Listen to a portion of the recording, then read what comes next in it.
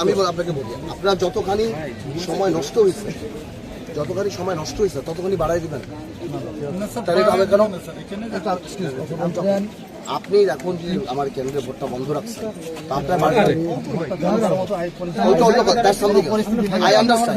এখানে আমার ভোট বেশি। জামাত বোম মারছে, বোম মারার পর আপনি অস্ত্র সহ ধরছেন, ধরে আপনি নিয়ে গেছেন। এখন আপনি 3 ঘন্টা 4 ঘন্টা ইচ্ছা মতো ভোট বন্ধ রাখবেন। আপনার ভোটার ঢুকে যান, রাত 10টা বাজলেও তো ভোট দিতে। আমি তো আমার কথা হলো এই পরিস্থিতিতে ভোটার ঢুকবে, এখানে army, BJP, police, and you expect যে ভোটার এখানে আসবে। আর্মি বিজেপি থাকলে আমার কথা হলো এখানে একটা বোম মারছে, বোম মারার পরে পরিস্থিতিটা এমনি খারাপ।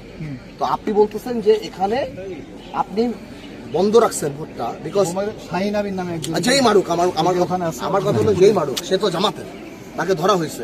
জামাতে কিনা জানি না, তবে এই এলাকার শাহিন আমিন। আচ্ছা যাই হোক, তাকে ধরে গেছে। একটা মানে আমি যদি কোনো সেন্টারে যদি কেউ বোম মারে এবং ওই সেন্টারটা যদি 4-5 ঘন্টা বন্ধ থাকে, এখানে আমার ভোট ব্যাংক সবচেয়ে বেশি। আমি কিভাবে ঢুকাবো? আপনি দেখতেছেন না এখানে দাঁড়ানো মানুষ মারতেছে, এরা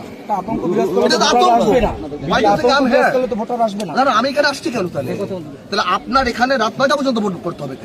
আপনার 4টা 4:30টার মধ্যে যদি ভোটার ঢুকে যায়, রাত 1টা বাজলে ভোট না, তাও যাম, ওইটা তো নর্মাল নিয়ম। কিন্তু আপনি যে আমার ভোট বন্ধ করলেন, এটার প্রাইসটা কি? এটা একটা পরিস্থিতির শিকার। না না না না না, এটা হতে পারে না। আপনি আইন দেখেন, আপনি আপনার ডিসি সাহেবের সাথে কথা বলেন। এটা একদমই পরিস্থিতির শিকার না। আপনি যদি এখন আমাকে প্রিজাইডিং অফিসারকে একটু দেখেন তো, না না, ওই ব্যালটে আপনি চ্যালেঞ্জ করেন, আপনি ফালাই দেন, দ্যাটস নট আ প্রবলেম। ভোটটা বন্ধ করা হয়েছে বোম মারার জন্য।